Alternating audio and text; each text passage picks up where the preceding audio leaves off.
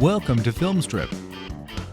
These podcasts are spoiler-filled as we discuss the plots, characters, and themes of the films in review. All content used or discussed in these podcast episodes is the property of the respective owners and used under the Fair Use Act, Section 504(c)(2), Title 17. Welcome to the Star Trek retrospective from Film Strip. I'm Jay. I'm Nate.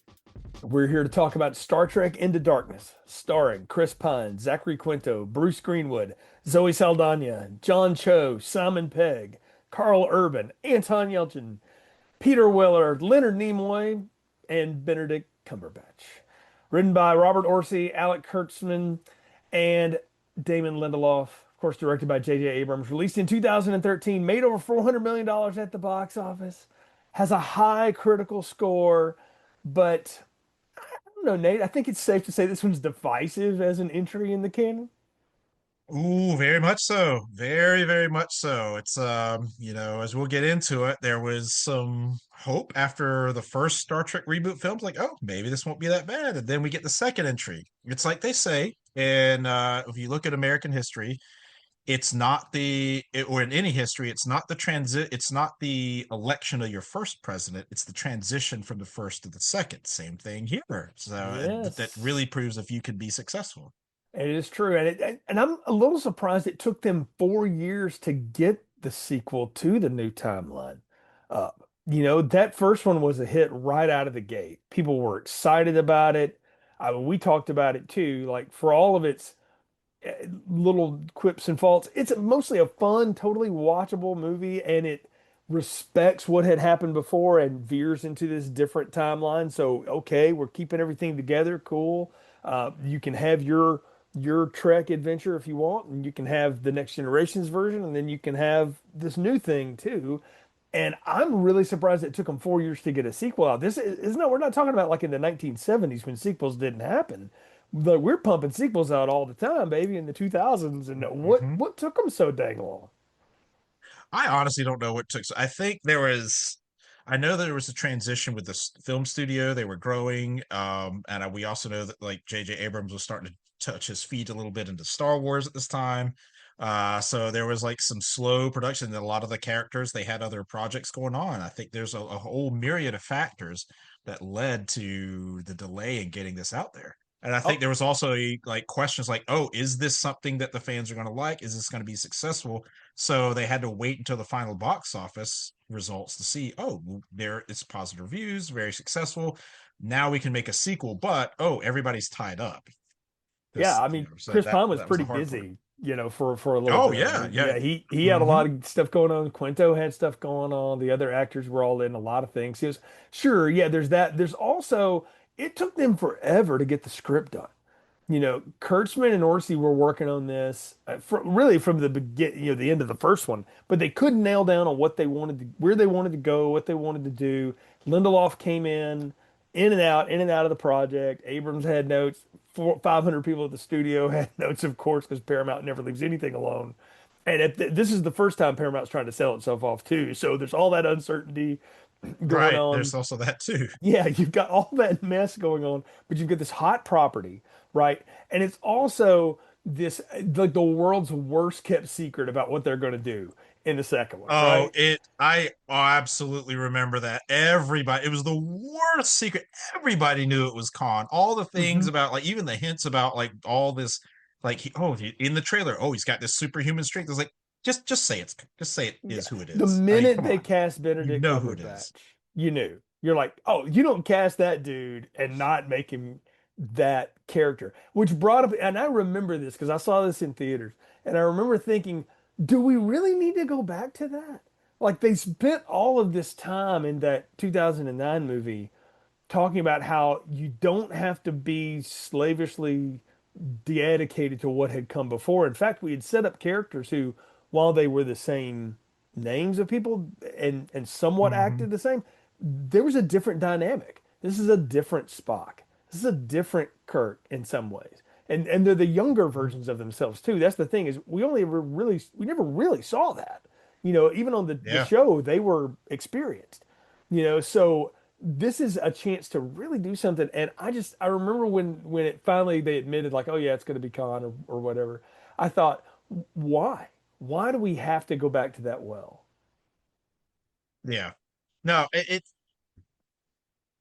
I feel like this is a problem in Hollywood in general, is there is a lack of original thought anymore. And they're like, they look to the past, they suddenly think, oh, vintage sells. What is something iconic that we can recreate? And Han, I mean, if you look at the list of greatest villains, not just sci-fi villains, but just greatest villains of all time, Khan is in that conversation. I mean, he is one of the most notorious. Ricardo Montalban played him with perfection. And now you're like, well, we have to step up. This first film was the intro into this new timeline. We've got new things, but how do we bring people back in? Oh, let's bring this iconic guy back in. And I think that's why they went with Han, even though, like you said, it was a worst kept secret. And I think they were intentionally wanted it to be the worst kept secret. You got to think J.J. Abrams' modus operandi when he was doing Lost, when he's doing a lot of other stuff, was giving you hints out there. Even though you knew the answer, you weren't 100% sure. You were 90% sure, Yeah, but you weren't 100% sure. So he liked to drop these little hints. And then when it Mr. actually happens, Dots. like, oh, I knew it, I knew it. So yeah, Hmm. it's very Well, similar. It follows in the J.J. Abrams style. Yeah, well, we got to remember too where we were cinematically and what was happening in large cinema. The MCU was taking over things at this point. We were four deep into that or more at this point. Those movies were just racking it up. So, yeah, we have this existing property, but we're going to take it in a different place. But it's got to be this big, bombastic action, you know, thrill ride. That's what people expect now. So you've got all that influence on it. And, I just remember seeing the trailers to this. And it was a shock seeing the trailer to the original reboot in 2009 going, God, this is moving a lot faster than I remember Star Trek, but I'm kind of okay with it. Like it seems like it's in the good place spirit wise, like there was a reason for everything happening. right. This one just seemed to be like on warp speed, forgive the pun, for no real reason except just to do it. And so I went into this going, okay, I I accept the fact that we're going to reboot the con thing. We're going to do this. I've already figured out who the bad guys are because at this point, all Peter Weller does is play bad guys. And I didn't know until later he had played a bad guy on, like, I think Enterprise, the show, at some point. Very Except similar for RoboCop. character. Except for Yeah, RoboCop. Yeah. except for RoboCop. Yeah, but even like Screamers, he's kind of the bad guy. So yeah, he plays. He's an intense guy. He's an intense guy Yeah. anyway. But Yeah. he's an intense looking dude. You cast him, you cast Cumberbatch, you know who the bad guys are. So what's going to be the story? How are we going to do this? And I remember walking in and going like, all right, I don't know that I want this, but I'm going to go for the ride with it. And I remember distinctly the minute in the theater, Nate, some 13 odd years ago, where I turned on the movie. And I was like, oh no, we'll talk about it when we get to it. But I remember the moment where I was like, oh, you had to go there. I felt like Indiana Jones and Raiders, like, oh, it had to be snakes. It was like just I had this moment. And again, I'm not the hardcore Trekkie. I'm a fan of the movies, and from that had dabbled in other stuff. So I'm just going like, I don't. This must be fan servicing something that I'm just not aware of. And so, what about you? What are your memories and of expectations in going in to see this? So my expectations were high, very high. After the first reboot film, I was pleasantly surprised. I was expecting more. Everybody knew it was going to be Khan. Everybody knew Benedict Cumberbatch, and they actually released online the first 10 minutes of the film, and it ends with this guy. Which I thought were great. That it end like the end of those 10 minutes ends where you finally see Benedict Cumberbatch and this guy's daughter's like dying in this hospital, and this guy comes up and says, I can save her. And he's like, what did you say? He's like, I can save her. And you see it's Benedict Cumberbatch. And at that point, I mean, it's Khan. Like however he's gonna do it, it's gonna be some super genius way. And you don't I mean, come on, it's Benedict Cumberbatch. What does he do? Typically do he plays super smart, intelligent characters. Khan is literally genetically bred to be one of the most superior, intelligent beings that's ever lived. So Yeah, I had very high expectations. I will say, like, we'll get into this as we delve into it. There were certain points of the movie that made me very happy, and especially one with Peter Weller that I was like, hey, that's a good nod. That's a good homage. This isn't paying lip service. This is actually staying true to the core of Trek right here. I appreciate that. It happened here and there, but overall, I'm like, okay, come on. This should have been a lot better. Even with those little nuggets here and there that were just so good. It was a shame. It was an absolute shame. Yeah, I mean, there's some of this. I don't want to feel like I'm just, going to rain on this whole thing because I'm not. Because there's lots of this that I do still like, and I'm like, man, it's almost like the most frustrating part about a movie when it's got potential and it starts doing neat Mm. things, and then it just careens into the ditch.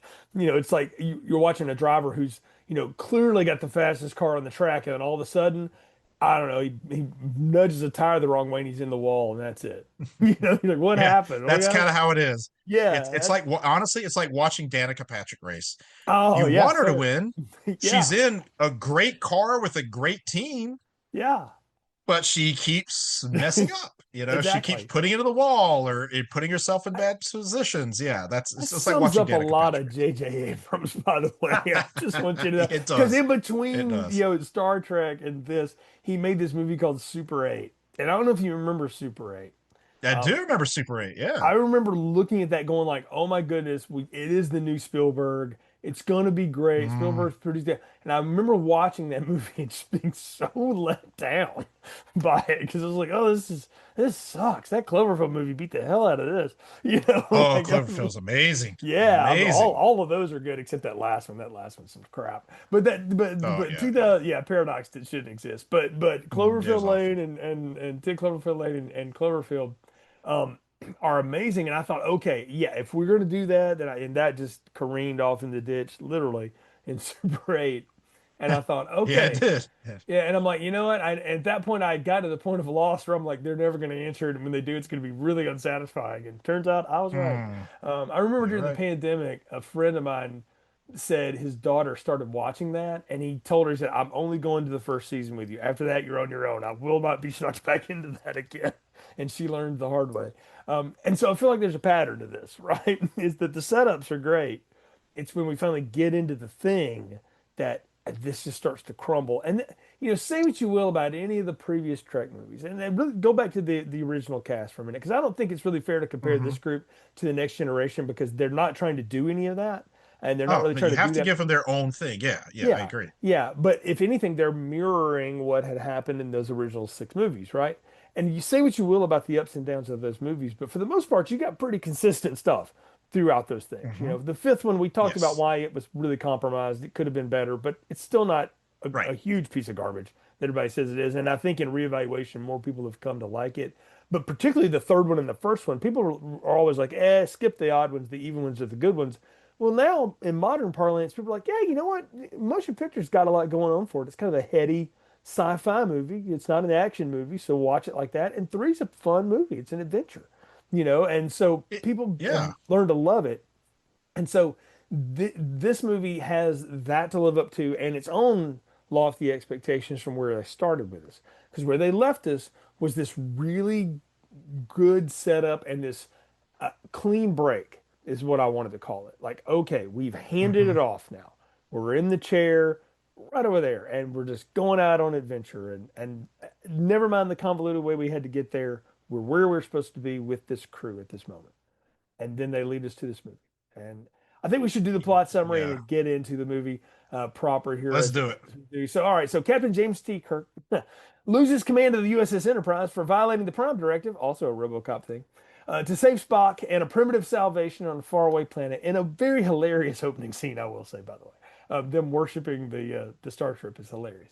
But however, his That was demotion cool. is short-lived because a devastating terrorist attack on a secret Starfleet archive in London is orchestrated by the mysterious John Harrison, and a high-level meeting of Starfleet commanders is ambushed, resulting in the death of Kirk's mentor, Admiral Christopher Pike.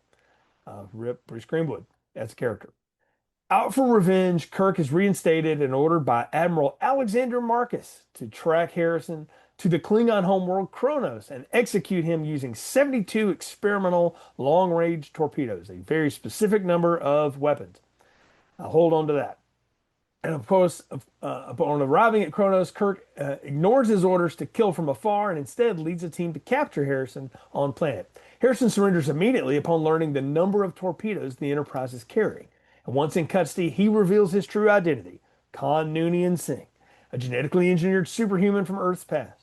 Khan explains that Admiral Marcus revived him to design advanced weaponry and ships in preparation for a coming war with the Klingons, holding Khan's frozen crew hostage to ensure his cooperation in those torpedoes. The tension shifts from Khan to Starfleet itself when Marcus arrives with the intent to destroy the Enterprise and cover up his illegal warmongering, of course, and along with all the existence of Khan. And realizing they've been used as pawns, Kirk and Khan form an uneasy alliance, a la for a few dollars more, but with none of the panache, and successfully take the bridge of Marcus's ship. But Khan is inevitably, of course, betrays Kirk, unlike for a few dollars more, and intending to use the vessel to crush the Enterprise and reclaim his frozen comrade. Spock, having anticipated the Khan's treachery after consulting with the older self from the original timeline in a Zoom call, outsmarts him by teleporting the 72 torpedoes after Dr. McCoy removes the Khan's frozen crew. The torpedoes do indeed detonate, crippling the ship, and however, the Enterprise is also falling toward Earth, once again beaten to hell. The warp core is misaligned, and in a reversal of the events of the Wrath of Khan, Kirk enters the radioactive chamber to fix the engine, saving the ship but dying of radiation poisoning in the process. However, there's a twist. The film concludes with a frantic chase through San Francisco, and Spock pursues Khan, and they get into a fist fight atop of a flying barge that's sinking or something. And Spock is just about to deliver a killing blow when Uhura stops him, explaining that Khan's regenerative superblood is the only thing that can save Kirk because McCoy figured that out with some triples. We'll get into it.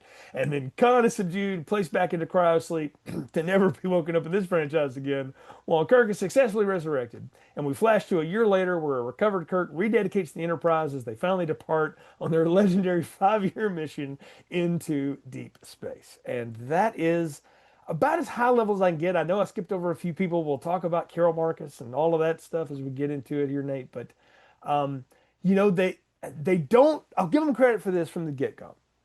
They're going to reuse the Khan character and the Khan idea of this warmonger who was put on ice basically because he was too dangerous to be left alive. But they don't retell the story of Space Seed and they don't retell the story of Wrath of Khan. And I will give them credit for not just totally Hmm. rehashing that.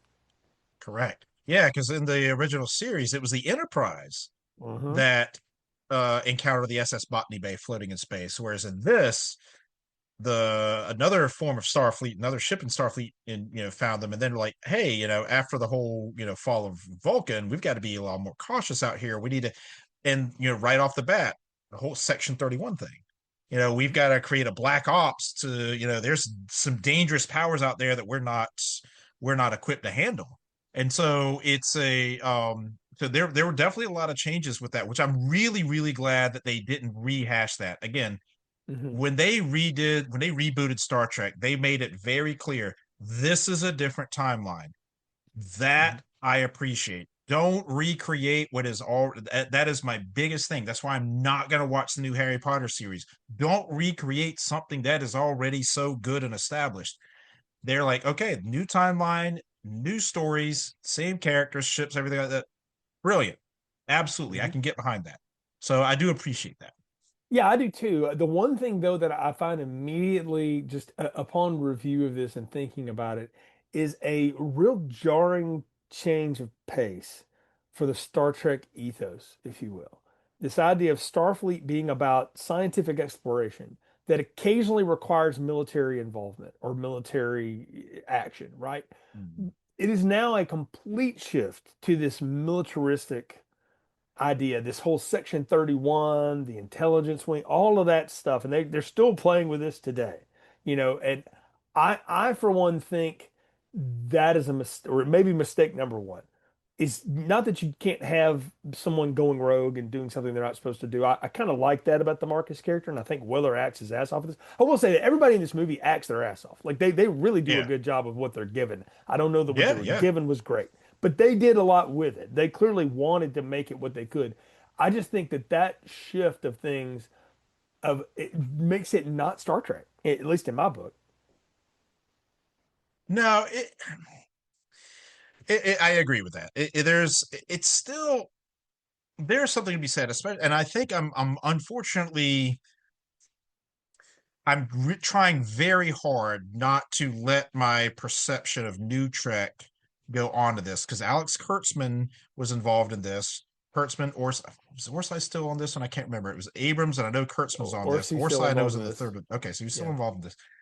And Kurtzman has done the New Trek, and it has just gone away from this. Like you said, like there was this belief, anything but the science part of it, like the logic, the science, and the unity. It's like Kurtzman was like, you know what, let's just throw all that out and let's make other things. In the movie, let's make action the big thing. Let's make violence the big thing. In the New Trek, it's like, let's make these political stances our big thing instead of the actual what Star Trek stands for, which is unity and exploration and logic and coming together as a team to solve very, logical problems.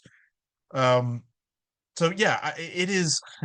It was a stretch. So trying to distance myself from that, you could already see this early forms like, well, they're starting to go away from things that are Star Trek.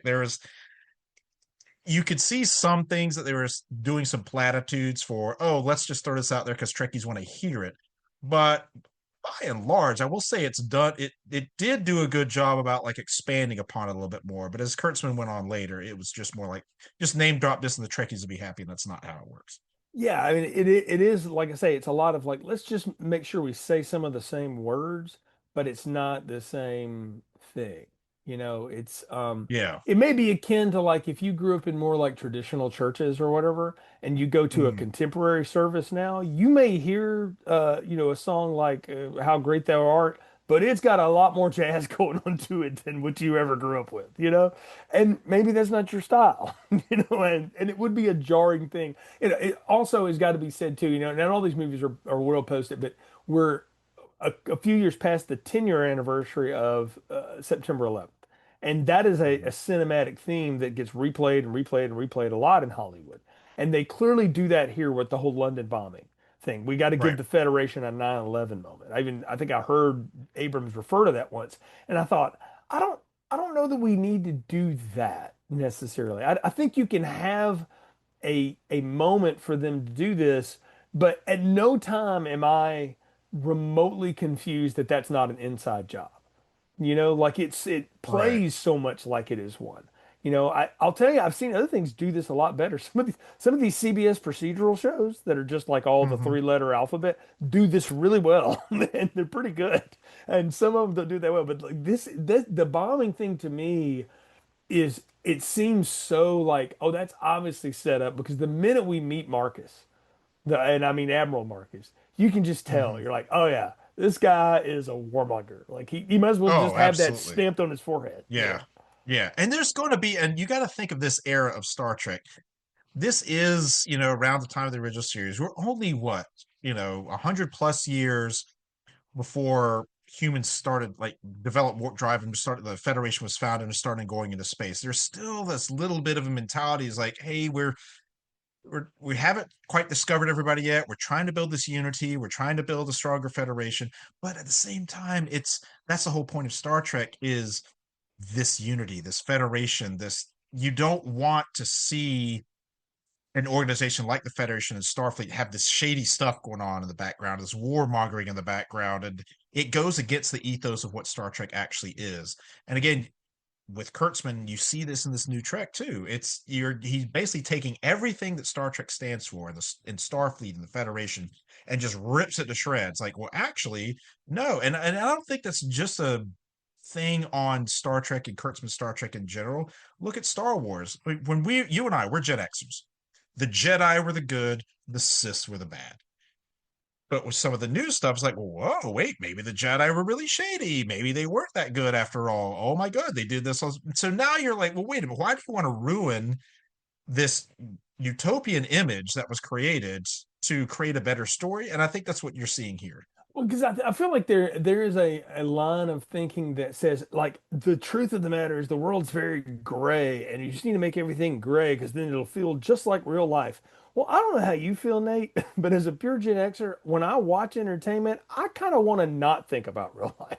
If I want that, Right. I'll watch a certain kind of film. I'll watch a Yes. Stanley Kubrick drama and I'll get real heady with it and all that kind of stuff. I'll do something like that and I'll try to reflect on it. But if I watch a Star Trek movie or a Star Wars movie or anything like that, I'm there to be taken away to what we could be, to Right. where to this new way. And that's the thing that Star Trek always had that I felt like really separated it from everything else and probably best typified in the Next Generation show and in the Next Generation, the better of the films, was this great idea of what we could be at our very best. And even then, we still had Yes. problems. But at our very best, we were a logical, explorative, caring society, a federation of all societies, right? And Yes. we didn't all get along, we didn't all trust each other all the time, but we worked together for the common good. And I feel like all of that is now stripped down to just these very base emotional reactions to everything. Exactly. And that's the thing. Well, I would try not to go on too big of a rant, but you are absolutely spot on it. And you hit the nail on the head with this. It's, we watch stuff like Star Trek to get away, to have faith in our future, to have faith that humanity can be better, that we can reach to the stars, that we can reach greater goals, that we can put things like poverty and war and disease behind us, that we can work together and unify. You don't want Trek that's going to remind you of what's going on right now.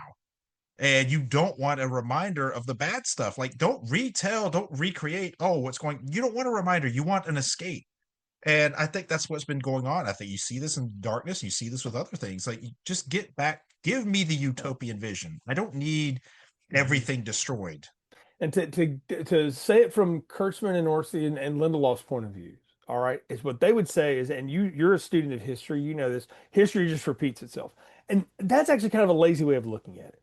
Absolutely. It Yeah. really doesn't. Like people make similar mistakes because, as my father-in-law is often want to say, folks are folks. People just do what they do because it's how Hmm. we operate. But it doesn't mean we do the same things over and over. And they lean more into the, well, it's just this, just history repeating itself. We're just going on this because at this point we've been 10 years into the war on terror and the over policing state is a big, and it's still a concern to this Hmm. day. And Hmm. and all that's very real stuff. And how do you infuse that into a Star Trek movie? Well, I'd never thought about it. In a world where you have faster than light travel, I just pretty much assumed that everybody was on the up and up now.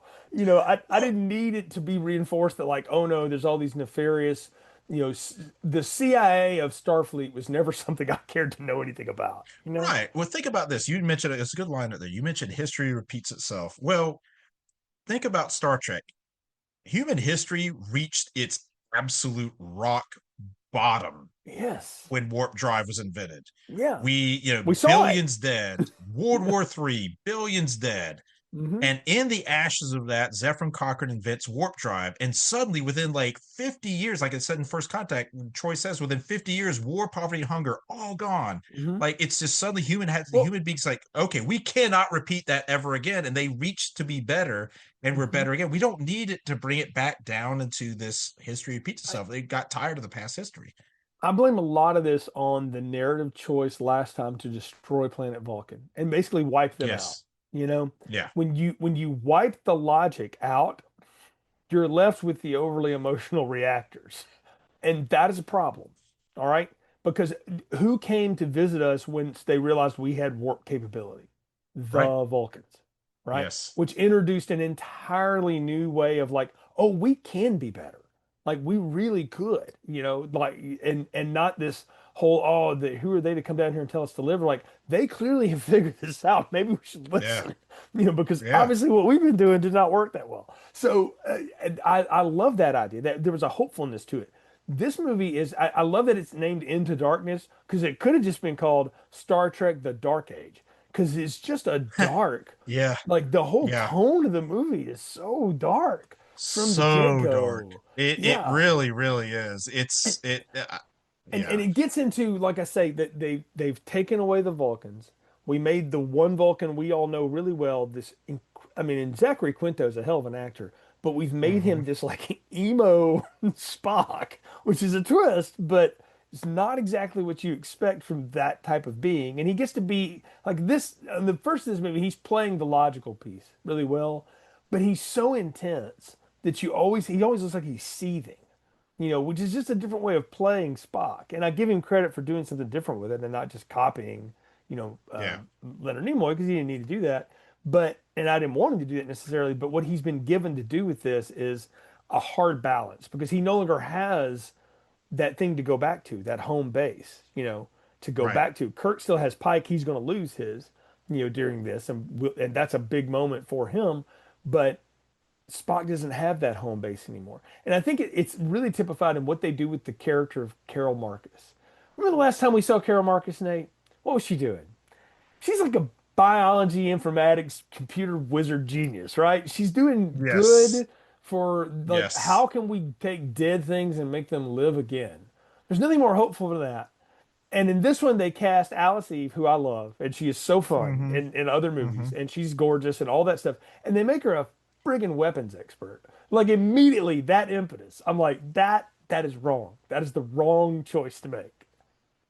So my only issue with I love that they put Carol Marcus in there because Trekkie's like, oh my God, we know who this is. Again, Kelvin timeline, things happen. She's still brilliant. She just went down a different path. You got to think her dad, like, let's say that never happened. Her dad in the alternate in the prime timeline was probably not a warmonger or anything like that, and she ended up becoming a botanist. But because of everything that had happened with Vulcan, and suddenly she decides to go weapons, this is a completely different timeline. But I will say that there is a scene that just bothers me. I mean, it's when she's changing. Was that scene really necessary? I No, mean, no yeah, offense. She is gorgeous and she yeah. is a beautiful, beautiful woman. And I didn't mind seeing her in her undies, but is It's that played a as a necessary joke. scene? Yeah, It's played yeah, as a joke. She's gorgeous, and it'd be like if you had Sydney Sweeney and you don't show the cleavage off. Like, what the hell are you doing? Like, that's what she's oh, there for. Like, she'll absolutely. tell you that's what Yeah, she did. yeah. Alice Eve has said for years, she's like, I didn't know this was going to cause that kind of a problem. I didn't feel objectified. I thought it was a joke. She said, it's a joke. She said, I tell him to turn around, and he doesn't turn around, and I go, turn around. It's a joke. And I was like, I get it. Yes, it's comedy, but it's also totally unnecessary. And I'll do you one better. I'm fine if Admiral Marcus was a warmonger. Who better to Mhm. be like a peacenik botanist than the daughter of the warmonger? That's how that That's works. true. You That's know, like true. that I mean, that she would that still would kept make the more peace sense. part. Yeah, Yeah, that would still make kept the more sense peace if she part. was a doctor, or something like Right, that. Like if they right. want to do something different like that, that would work. Because I mean, obviously we know here Khan is a threat. Harrison Khan, we're just gonna call it Khan. Let's just drop this John Harrison nonsense. But by the way, could they have come up with a more boring white guy name? Like that was, I feel like they just picked that out of a book, man. That was bad. But you've got all of this going on, and we should mention that like all of this is happening, and Kirk has lost his command. All right, and he decided that the goods of the one outweigh the needs of the many, or the stupid rules he don't like no way. Right? Hmm. It's that same old push and pull that Kirk always has. I'm not at all surprised by that. What's fun about this is what I like about the setup of this movie is that there's actual consequences to Kurt not following the rules because there never Yeah. were. I thought that was a wonderful opening. I really did. Yeah, Like, when you're sitting there, it's like, oh my God, Spock is trapped down there. He can't get out. The volcano is about to explode. What do we do? And the scene I loved is when Kirk is standing beside Bones. He says, "What would Spock do if our roles reverse?" And Bones is like, "He would let you die." yeah, And he's like, "Not gonna do it." And then the ship coming out of the ocean and it's this like awesome. tribal primal species sees it and it flies It's over it. I thought it was, and it's when Spock's rescued, he's like, "You let them yeah. see our ship. You violated the Prime Directive." And I mean, I mean, that's the it's an biggest no-no incredible with Star shot. Trek. I mean, it is an Oh, it incredible was thing. really Like the cool. It was a visuals in very this cool movie opening. are top Yeah, notch. Like it could be Star Trek Transformers because it really looks awesome. Like it looks like some of those early ones that looked great. I mean, it yeah. really looks amazing. All of it there in the 10 years or 15 years since this movie was made, we've really downgraded how we understand how lighting works on on these things now because this movie looks so good. compared to some of the stuff I see today. Oh yeah, I mean, yeah. it's amazing, and it really, really does look good, and it's a great setup. And there's also something to be said for Spock feels like, and he's not the last Vulcan, but they ain't many of them, you know? Hmm. So the fact that he's ready to die, well, he's made his peace with death a long time ago and what that Right, meant. So right. I kind of like one way I read it this time that I liked was that Spock is like JFK. He's got this death wish. He's ready to go. Like he's ready to Yeah, sacrifice himself for the good. Because what else has he got?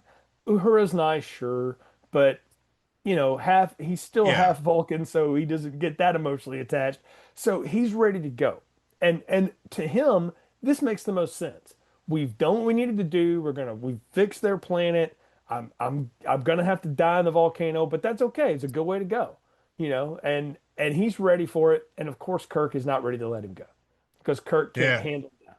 And I No. like that again, that's something that is true to the previous versions of the characters. So just to show, Hmm. even if you're in an alternate timeline, you're still you. You still do some of the things that you would do. And I love that convo with Bones, like you said. I'm not gonna let him die. I don't care that he would let me die.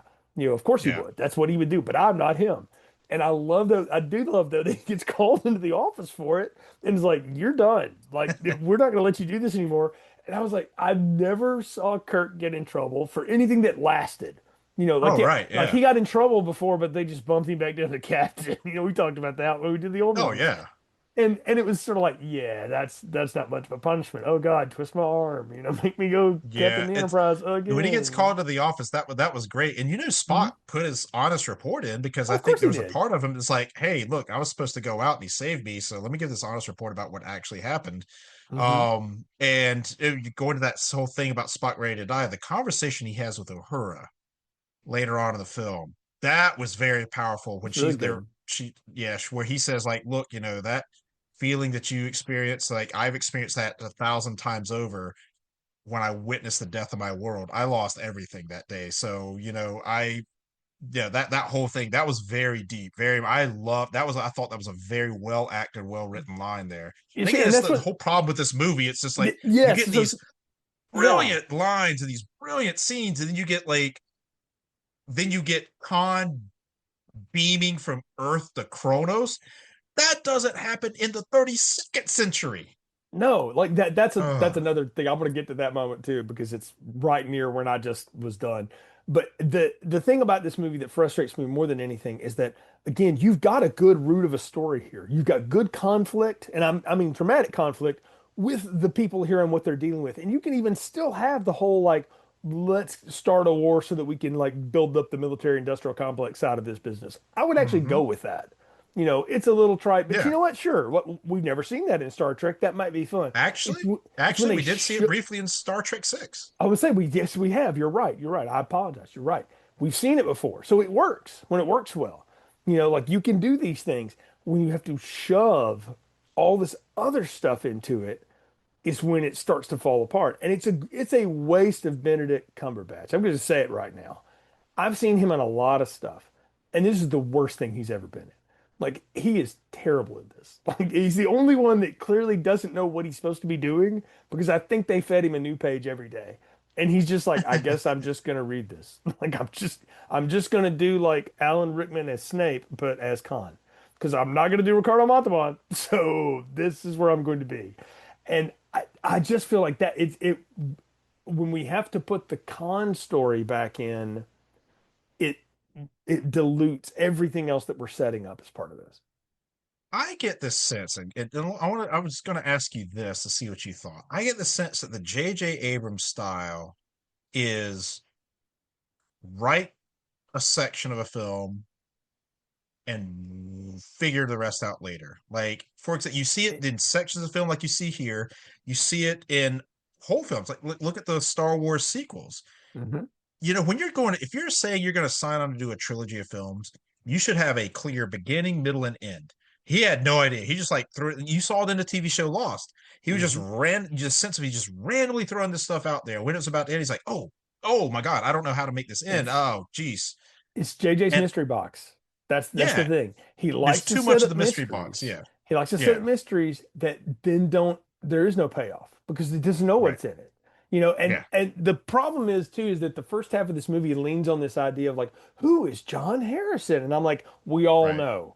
Like, so when they reveal it, when they revealed that in Wrath of Khan, when Kurt finally realizes who it is, you know, and all Hmm. that, the look on his face, going back, you know, nearly 17, 15 years, whatever it had been since that show, which Hmm. again, you got to remember, the majority of the audience watching that movie had no idea who the hell that was. They had Right. maybe seen that, but there was no VHS of it. It may have been on a syndication, but they weren't running it, you know, 3 nights ahead of when the movie premiered. You know, so if Right. you knew that, you just knew it. But it revealed itself in the movie because in the movie they told you everything you needed to know. They got you up Yep. to speed. Chekhov got a great scene, you know, for something he wasn't even there for, to Yeah. get you up to speed on all of it, which was great, right? This one, we all know who Khan is. So when they reveal the twist, that's purely for the audience. It's just a Yeah. gimmick rather than a meaningful plot point. In the original Wrath of Khan, Khan coming back for revenge was incredibly personal for him. Yes. You know, Yes. this Khan, it's kind of personal, but we don't really know why. We don't know You enough don't feel about like it's him. that personal. Yeah. You don't feel No. like it's that personal. I mean, they do capture his crew and everything like that, so he does kind of make it personal, but Mhm. you just don't feel that It, need, that psychopathy it, that you felt in Wrath of Khan. it's also, and this is a failure of like your mustache twirling villain, you know, the idea here, right? Let me wake up a genocidal maniac from the past to design me weapons so that then I can trigger a war that'll only benefit me and my side of the Federation. But to hold him hostage, I'm going to put his people in torpedoes. I mean, I get it, but also why? Like that seems to be very messy. Like it's a really Marcus has a very messy plan, is what I wanted to say. Oh yeah, no. And again, you're looking at Starfleet that doesn't, they don't have a big military arm. They're not like the Klingons who they're just, it's all about war. It's all about, Right. conquering. Starfleet. Yeah, you've got some warmongers, but they're, let's face it, they're inexperienced. Like Hmm. Federation, the planets join the Federation. They're not conquered. Yeah. And Yeah, you're so you're asked to be a part of the thing. You're not taken over, you know. right, exactly, exactly. So Hmm. we get to the, so we're getting to we talked about like Kirk losing his command and everything like that, and I do love Pike getting him back in, bringing him back on board, taking over the Enterprise, and then the meeting of all the admirals. That I Hmm. thought was pretty cool. Yeah. That And attack Khan, is good. It's that well attack played. is really Hmm. really well, and then Pike dying. That was poor Pike. No matter what reality you're in, Yeah, you're your what fate a is what a not, cursed it's a bad timeline. bad fate. Yeah, Yeah. exactly. Well, did he wind Um, up though, like with a synthetic body and like a hot alien woman in one of the timelines somewhere along the way? Yeah, no, in the original series, they're like basically, well, Okay. it's in his mind. He doesn't even have a synthetic body. It's in his Yeah. mind that he ends up okay and on the planet, Talos 4 and everything like that. I But it's mean, to quote Joey Pants in the Matrix, I don't know if this steak is real or numbers, but it tastes good. So, ignorance is bliss. Yep. Yeah, yeah, oh yeah. I'll take I it. would take Yeah. that deal in a heartbeat Yeah, especially compared to from what the. Pike was doing with the beeps and the Oh the, yeah. the trash can that they stuck him in. Bless Yeah. his heart. So God. but Uh, but again, the thing that bothered me is when Khan beamed out, they said, "Oh, he beamed to Kronos." I was like, okay, okay. okay. You Then hit there's a that point. first big thing. It's like, Mhm. oh, now I have an issue. Yeah, so the beaming that multiple way, I was like, I don't, not really sure that's how that works. And I No. dug into it, and the internet proved me right that, oh, hell no, that's not how that works. And people were real mad about that. Well, think about it this way. Think about just the movie previously. Hmm. When Scotty says that you can't beam at warp, right? You can't, Yeah. even if you're like two ships side by side at warp, you can't beam to another ship at warp. Hmm. So now you can beam literally 40% across the galaxy from one point to the other. No, that is Right. impossible. Like you can't. And no, I'm sorry, but no, Mm-mm. no, I just had so many issues with that. No, So many issues with that. it falls from that moment forward, it starts to fall apart, Hmm. you know, because then everything becomes about giving everyone a small moment, you know. We let Scotty beam aboard the Vengeance to disable it because that's all Scotty knows how to do is break things, apparently. Oh yeah. Okay. Again, we do that. We turn the transporters off. We've had the Carol Marcus scene at this point that's long past, but she also reveals what she's there to do, which is to stop the attack. Which, how, if she knew about it ahead of time, couldn't you like phone other people? Why did you have to let it get this far? That seems really oddly convenient. That's when I really started turning on the movie. I'll tell you, I'm like, okay, we have just hit convoluted roundabout and we don't know when to get out of it now. And we're just stuck. And I was like, we're in the J.J. Abrams wash now. This is what happens. Is you Hmm. just spin so many webs and now you don't know where to go. Yeah, and you So, can't do that in something with established canon. If you're creating mm-mm. something new, you can get away with it like Lost. You Right. can't do it with established canon because they expect answers, Yeah, continuation of the story, and how it impacts future stories. You right. can't do that in Star Trek. Well, you can't do it in a Star Trek where you are making a big deal out of the fact that you are going to replay one of the biggest hits of all time. Yeah, You've now revealed it to us. Okay, we're redoing the con thing, but we're doing a little different version of it, but not so different that you don't know what it is. Well, if you're going to do that, you got to at least play by those same rules, right? And the yeah. one thing about Khan that we noticed, even on the Space Siege, episode, and then in Wrath of Khan, is he's a really good commander. Like when Hmm. he takes over. For him to become the lackey of RoboCop basically is really like jarring to me. It's when I turned on the movie when that finally all revealed itself. I was like, that's not how that works. I was like, that's not how this dude would work at all. I'm like, no, it's not. He would not be someone you could control. He wouldn't have built Yeah, you no. weapons that worked. He would have built you weapons that blew up in your own face. Like Oh, that would have been the absolutely. con move. He would have The screwed whole you before you the had a whole chance to. USS Vengeance, the minute it went to warp, the ship would have exploded. Exactly. Absolutely. Yeah. When that revealed, again, it's a twist that everybody sees coming from a mile away, but when that happens, I'm like, well, now you've neutered one of the most macho badass, guys ever to be a villain in a movie. You've completely stripped him of any gravitas at all. It's only in Cumberbatch trying to over deliver these lines that gives it any of it. But you don't feel like he's ever any real threat, you know?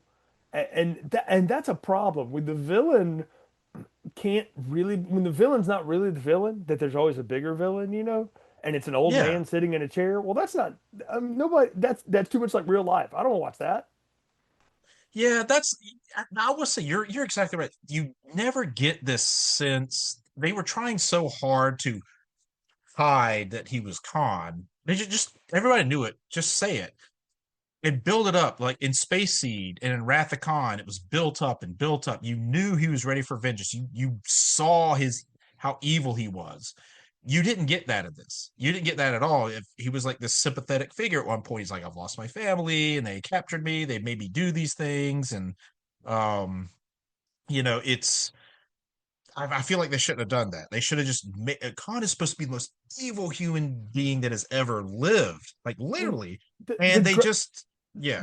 the great twist on the Khan story was that he was given a choice of a hard life, Mhm. but it was one that he chose with a group of people, that were all his followers, right? And they left him on that thing, having no idea that the planet next to him was going to explode, throw him out of Oh orbit, yeah. all that stuff. That's fate of the universe, right? And it already made a very angry, violent man a bitter man, at that point. Hmm. But on some level you understood why he was mad, but Yeah. you also realized why he was also a madman.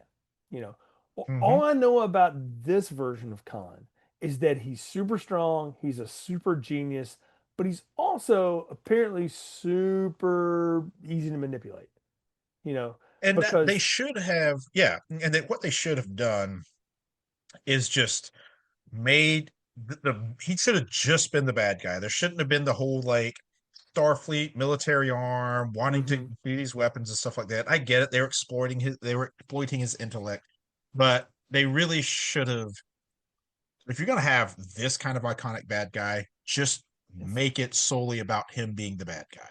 Just It do that thing. We've already identified it. The problem is in the script and the story that wants to say that no, the actual enemy is within. It's already there. You're already evil on the inside. Mm, It's that let's take and the good thing and it's actually really bad. yeah, And this sort of yeah, deconstructionist logic that has just permeated pop culture for 25 or 30 years now.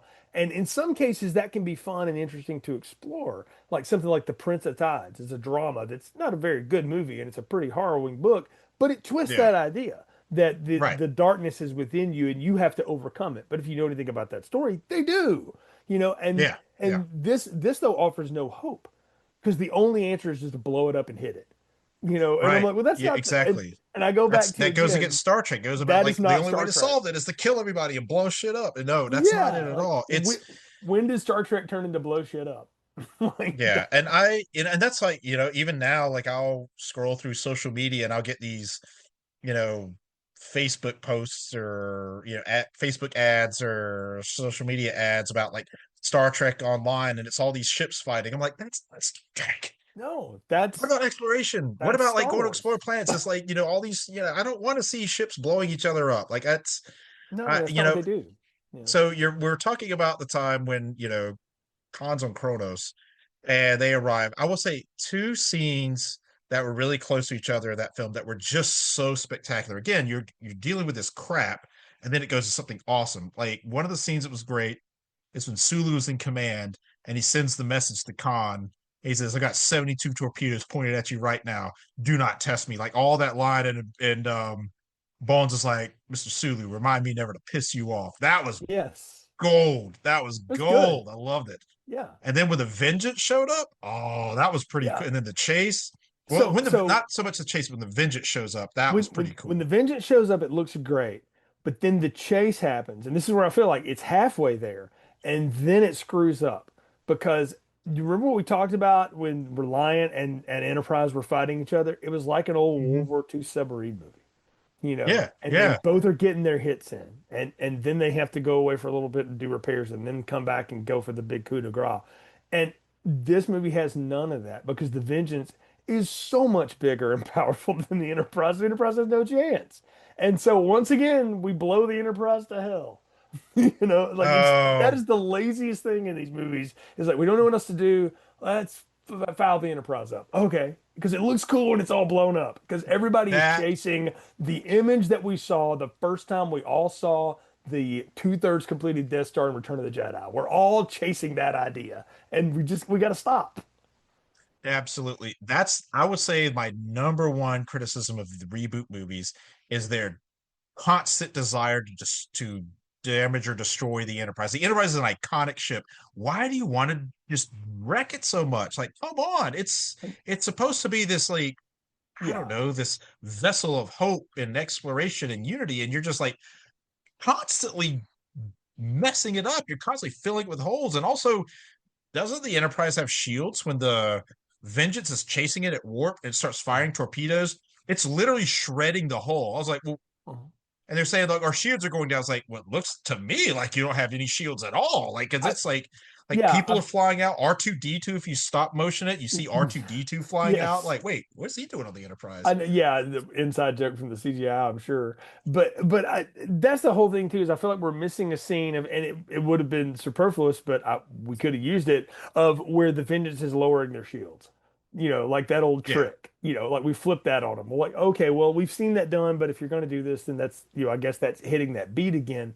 But I just push back like you are on the whole idea of like when we don't have anything else to do to put the Enterprise in danger, we just have to blow it up. Well, what's I mean, before it was that the torpedo was going to go off and blow them all to hell anyway, and they had no control over it, so they had to get out Oh of there, yeah. right? In this one, it's the same thing, but it just doesn't play as well, right? It doesn't work the same on the same level, at least not to me.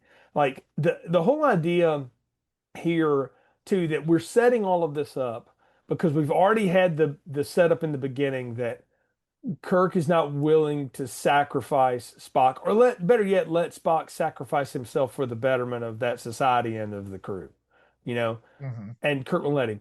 But in the push come to shove moment, Kirk makes the decision that he will sacrifice himself. So it's like a true moment of leadership. And it's actually a good moment. you know? Now, but it's undercut not only by what happens, and we'll get to that in a sec, but at no time did I think he was actually going to die. I'm like, this is a billion-dollar franchise. They're not going to kill the main character in the second movie. That's not what they do here. They're not going to make that mistake. So how's he going to get out of it? Oh Because we yeah, know, yeah. and so it undercuts that moment of drama when Spock dies in Wrath of Khan. If you didn't know any better, you'd have thought that was it. Because you're watching an older man who's been on this trek for a long time make the ultimate sacrifice. Well, we've seen Kirk now for 1.5 movies. And even though we know his backstory, this is a new version of himself, right?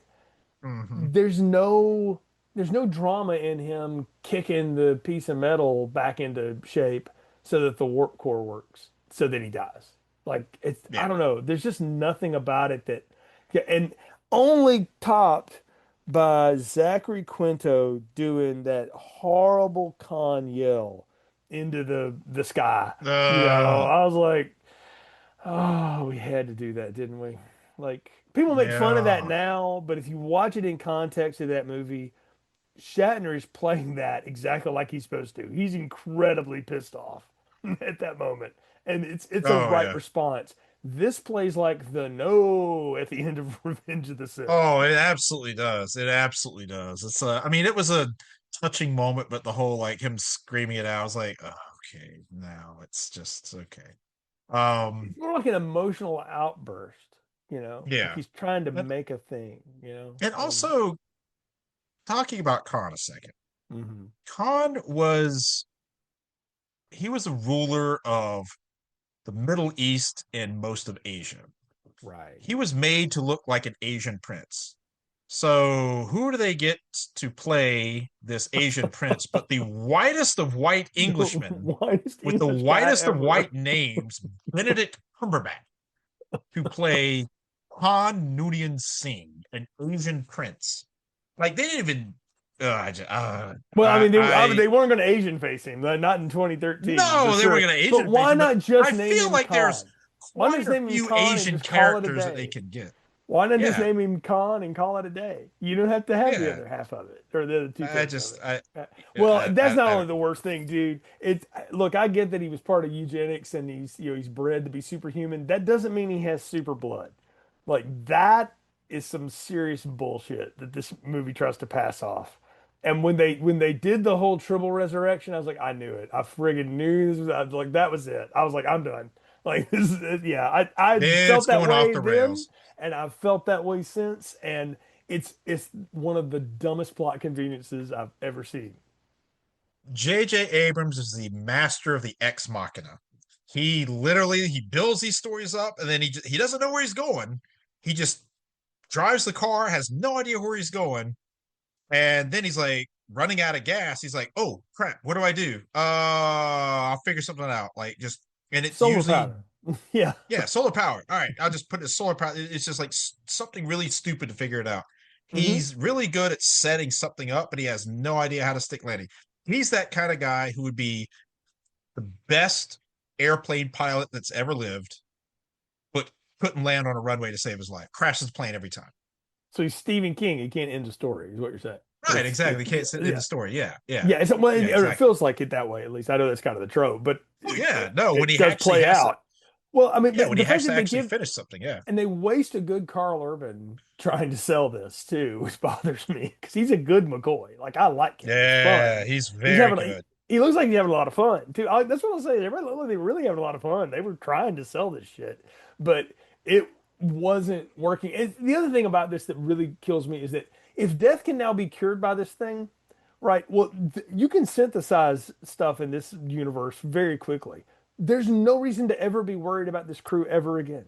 We'll just keep Yeah, vials of this on, we'll just keep it on tap, you know? And now, by the yeah, way, if anybody's sick at home, we got you, because we don't do money in yeah. this It society. just So everybody's cured forever. If it's that magic, when you have that kind of magical thing, it just wrecks it. So we're complaining about it, and I think rightfully so. How could we have fixed it with the way going. Like you're not gonna let Kirk die, obviously, right? And they're not gonna replay the Spock death. So how do we do it? And I'll tell you what my idea was.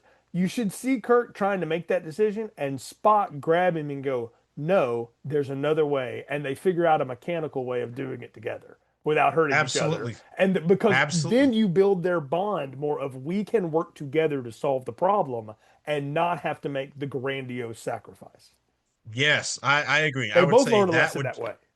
yeah, I would say either that way or take a chance. Kill a major character other than Kirk and Spock. Have somebody else go in and like the two of them Scotty, sit there and watch it. Yes, have Scotty go in and do it. Simon Pegg's Like got the Mission just Impossible franchise. He doesn't need this. oh, he's got yeah, he's getting checks cashed right and left. He's got But the it's Coronado trilogy. He's got all that, so he don't need this. and So trust me, yeah. Zoe Saldana isn't like, she ain't hurting for money right now. In fact, a little Mhm. side note, I was looking this up the other day. Zoe Saldana's films that she's been in have made more money than any other actor or actress. I saw So that. Yeah, she's doing she's in the okay. biggest She's doing franchises okay. ever. Yeah. But you see what I mean? Like narratively, that goes along with your new timeline, but it also you solve your problem, but both characters have to grow in that. Kirk has to learn how to play within some bit of the rules. Spock has to learn Hmm. I don't have to die to make the ultimate sacrifice, and I get to help my friend who and we learn something together. And you set them on their path at that point. Like it, and if you want to play the super blood off as it Resurrection Tribble as a joke, similar to the Carol Marcus striptease joke, it's not really needed, but fine. Like I would play that as a a comic beat, and you let Carl Urban have some good fun with it, and maybe it makes them multiply more. That would be the joke, like oh Yeah. God, we've Yeah, it created would have been super cool. tribbles, but that would have been so much better because I mean it feels so false, only to be capped by in the end it's just a fist fight on a sinking barge, and I'm like this I mean Kirk and Khan are never on screen together in that other movie. They're on video screens with each other. They're never in the same place. Hmm. And they wage a war with each other. And it's incredible. You know? Yeah. Like you can have grand chemistry and never be on screen together. Han and Luke, their last scene together is getting off the barge at Jabba's palace in Return of the Jedi. They're never on screen Oh together yeah, again that's right. until the Yeah. very, very end. They don't do anything together the rest of the time. Why? Because they don't need to. Like you can make that work. This whole thing is just a Rube Goldberg machine of a plot that falls apart the more you try to play it, and it's just such a disappointment. Yeah. No, it really does fall apart. And while it's falling apart, so is the Enterprise. Again, Again, once riddled with again. holes once again. And it's just like, can we just I stop mean, with this? Like, did it look seriously. cool? Yes. Was it necessary? No, Absolutely not. none Absolutely at not. none at all. And it's there's a fine line between homage and just straight up copying something. You know, and I don't know where this movie is on that. It flirts on both sides of it too often, and and then it's a pretty good ending. With the ultimate ending where we flash forward a year, we realize we've all grown a lot. Kirk gives a really good speech. I think Pine really does a good job delivering that. I didn't understand what Pike was telling me about leadership and command and what that meant at the time, but now I do. And okay, so he's grown, cool. And we get the new shiny Enterprise and we're ready to boldly go at this point or whatever, but we wrap the Khan storyline up like again for this badass warrior, man. He comes in and goes out pretty easy, like Pretty easy. Yeah. yeah, I Like, mean, really. I hate the fact that they put him back on ice. That was one of the great things at the end of that was like, no, that guy had to go down and he had to go down in flames of his own making. Like Mhm. that's, and they save him because they need his blood to resurrect Kirk in this movie. I get that, but this is not something that you leave alive. Yeah. Like I, this is I not, will say no. it was kind of cool what Spock called Prime Spock. And Leonard Nimoy's last film, Leonard Nimoy's Yeah. last appearance. And I read a little thing that said Leonard Nimoy agreed to do it as long as there was coffee ice cream on set. He would do it. Good for And him. so they're Good like, for him. fine, you got it. We'll put all the kind of coffee ice cream you want out here.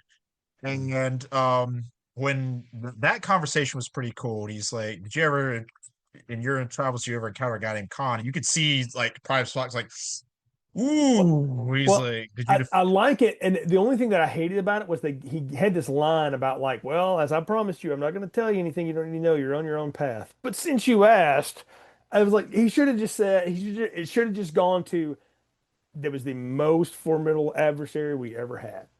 He should have Yeah. just told him. Like he didn't need all that Oh, editorial stuff absolutely. because Yeah, and that's it was just, understood, you know. oh yeah, he's like, did you defeat him? Yes, but at great cost. Oh, that was like, Yeah. oh, that's big. Yeah, but Spock's move about putting the torpedoes on the Vengeance and then exploding them, and you see like Khan lose his mind because he feels like he's lost his whole family. That's a pretty ballsy move. I did No, like that, but him then, him and McCoy have a great moment doing that. You know, I oh like yeah, that. So which yeah, plays again to even like Star Trek Six. Like, can you help me perform surgery on a torpedo? You know, yeah, like which that was pretty cool. is a fun moment. I mean, again, this movie's full of good fun moments. It's just the narrative structure it's trying to live inside of doesn't hold up. You know, I it's feel like like it's watching a you good could movie on a bad screen. You know. you feel like you can see certain writers writing some the good parts and certain writers writing the bad parts. It kind of, I don't know if you're a Harry Potter fan at all, but it's like Hmm. reading um it's like reading the what was the sequel to the Harry Potter series? The Fantastic Beasts. no, that was the prequel. The sequel that was like, oh, the something about Harry Potter's child or whatever. Oh yeah, the Cursed Child or whatever. Yeah, Cursed yeah, Child, yeah. yeah, yeah. It was co-written by J.K. Rowling and another author, and as you're reading it, you can clearly tell which ones are Rowling's, and you go to Hmm. this like boring, really horribly written, it's like, whoa, this is terrible. Like it's so Yeah, obvious. It's the same thing with this movie. Like you get these scenes like the Spock and Bone scene. You get the really some of the other really cool dialogue scenes. Um, but like one of the scenes where it's like where Kirk says like the enemy of my enemy is my friend. He's like curious analogy made by a Persian prince whose own people like captured him and beheaded him or something like that. yeah. Well, So that's a David Lindelof too, because he's throwing in some of his AVP work on that and stuff.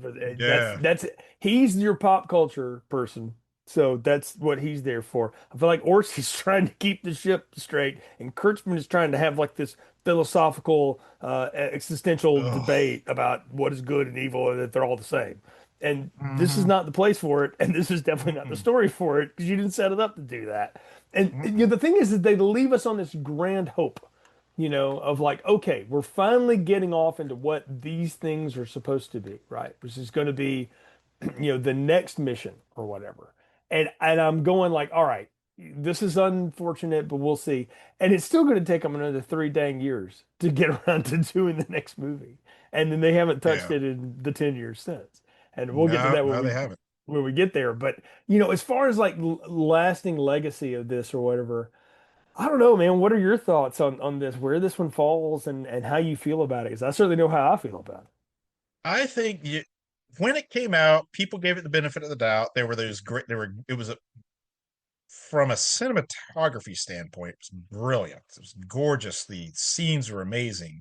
And there was a lot of these like really good one-offs, but overall the story was terrible. The ending wasn't great. A lot of Trekkies over time.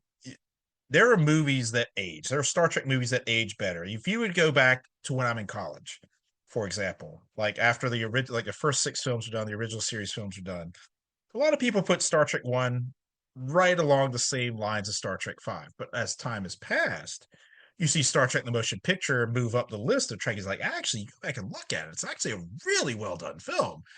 And Star Trek Into Darkness has taken the opposite approach. It's like people are going back and look, they saw it in the theater. It was the highest grossing Star Trek film. But then people are looking at it, it's like, actually, and rewatching it now, it kind of sucks. It's not good. There's too many ex machinas. There's kind of you're basically taking everything that makes Star Trek and just throwing it out the window. This is an sci-fi action film and not a Star Trek film. They just throw a lot of stuff in there to remind you it's Star Trek. It hasn't aged well. If you would have asked me when it first came out, I would have probably given it a higher rating, but upon, more rewatchings of it, it's definitely gone down, in my opinion. Yeah, I'll give you two, I guess, analogies to this that I think fit, and they're both musical, right? Like you can take an old thing and do it new and it work. Like, think about what Eric Clapton did with Layla when he did the Unplugged session. You know, Mhm. he took this iconic rock song, just a blistering song that has this beautiful coda on the end that everybody forgets about too, with great slide work by Greg Allman. But anyway, or Dwayne. But anyway, he took that jamming tune and said, I'm going to completely rework this. And what he did in doing so is he not only reintroduced it to everybody that had been with that song since it came out, but he reintroduced it to a whole new generation of people. There are people, younger than us that only know the acoustic Layla. They hear the electric one and they Oh go, yeah. "The hell is that?" They have no, like, you see people reacting to it on YouTube. It's hilarious Or to they watch the think of youth. Goodfellas. Yeah, yeah, exactly. Like they don't know what that, and that's an example of taking something old and redoing it and repackaging it in the way and it works, right? So you're covering yourself. And then there's like what Fallout Boy did with Billy Joel's We Didn't Start the Fire. Now, it's an interesting idea to like do a millennial version of We Didn't Start the Fire. Let's pick up where Billy left off. But with Hmm. none of those soul, it's also out of order. It's produced really well. So much like this movie, it looks great. And they're certainly playing their asses off on it like they always do and giving it all that energy, but it's just hollow. And I feel like this movie is a cover. It's like a really good band doing a cover of a really well-known song, but giving it their own twist. And the twist is kind of the interesting part. It's when they start to do the old stuff in it that it just doesn't work. And I feel like this movie, inside of it, if you could pull out the con story completely and just have it be something else with this, fake war, set up this fake attack to spark a war. You have an interesting story because you have the battle, the push and pull between, no, we're for exploration and going boldly and making friendships and alliances. We're not about war versus the we've got to be about war. Look what happened with Vulcan when we let that, Romulan come back. We can't let that happen again. Then you've got the drama of the movie that would work. Yeah. And you don't need Khan in that story to make that work, Right. you know? Yeah, I And feel like I yeah, completely agree with that. No, I was gonna say either do that hmm or make it solely Khan as the enemy. right. Don't blend the One or the two. other. One or the other. Make Right. Khan be the enemy from like the first scene hmm as the primary guy, not some shady back organization, no Section 31, no warmongering It, Starfleet or anything like that. Make it all it, about Khan or make it or don't include him at all. well, and if you want to do it with the Marcus character or whatever, let him be the one that had isolated him. In this new Yeah. timeline. That wasn't Yeah. work this time. Because that's the other thing too is this doesn't exactly work anymore. Like how did that happen again now? Because he got put on ice, before a different time. Like this, it's very weird how they try to cross all this together. And ultimately, it's a lot of really good ingredients that just don't congeal. It looks good. And there's certainly a lot of craft put into it. I want to say what you said too. This is a great looking movie, and it's Mhm. fun in the action sense, but there's just not a lot of meat to it. It's like you see this beautiful, chicken pot pie or whatever. When you get into it, it's mostly just cream. It's mostly just soup. Yeah. There's really nothing else. Yeah. And I feel that way Hmm. about this movie. And the more I've rewatched it, the more I really have just turned on it. And I'll tell you now, it's the lowest rated one we've done. I'd put this below Insurrection. We haven't done final rankings of all of it Whoa. yet, but Wow. it's just as bad in my opinion. It's just as hard to Wow.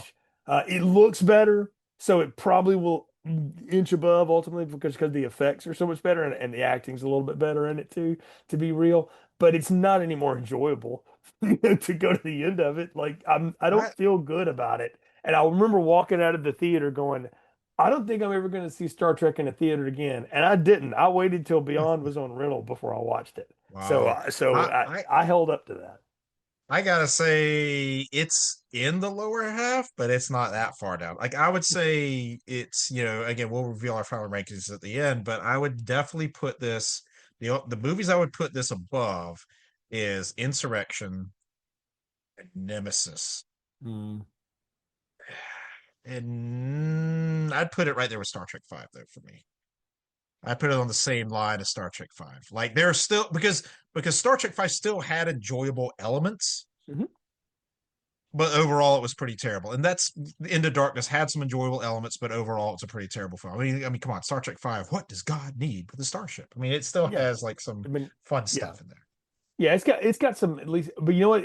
And this movie, its saving grace is that when it's in its fun moments, it's a lot of fun, and it can be a Mhm. lot of fun. The problem is it's saddled with all this other junk that just doesn't Yeah, work, yeah. and it can't get out of its own way in some ways. And so, Mhm.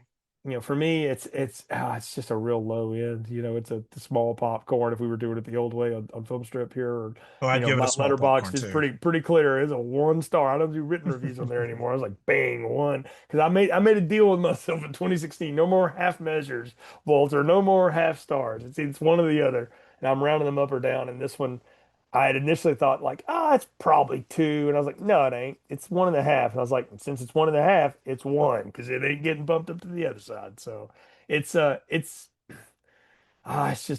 a disappointment because again, the opportunity and the guts of it are there. It just doesn't work. So Yeah. but we'll see. We got one more chapter that we're doing, at least in the Star Trek retrospective. I don't believe for 1 second they're ever making another one of these with the current crew. So this will probably be the last ride we get with the Kelvin timeline next time when we talk about it here on Film Strip. But Nate, as always, a lot of fun talking about this with you, folks. You can find this and all of the other shows from this retrospective and all of our others in our archives. Just search Film Strip Podcast wherever you find your podcasts. And of course, follow us on social media at Filmstrip Pod, where you can keep up with all of our goings on and all the fun stuff that we've got happening. Drop us a line at filmstrippodcast@gmail.com. If you've got thoughts, we'd love to hear them and appreciate the support. So until next time, for Nate, I'm Jay. Thank you for listening to Filmstrip. Thank you for listening to Filmstrip. You can find more episodes on our website, filmstrippodcast.com. The Filmstrip theme music is produced and performed by Frozen Lake 121. All content used or discussed in these podcast episodes is the property of the respective owners and used under the Fair Use Act, Section 504, C2, Title 17.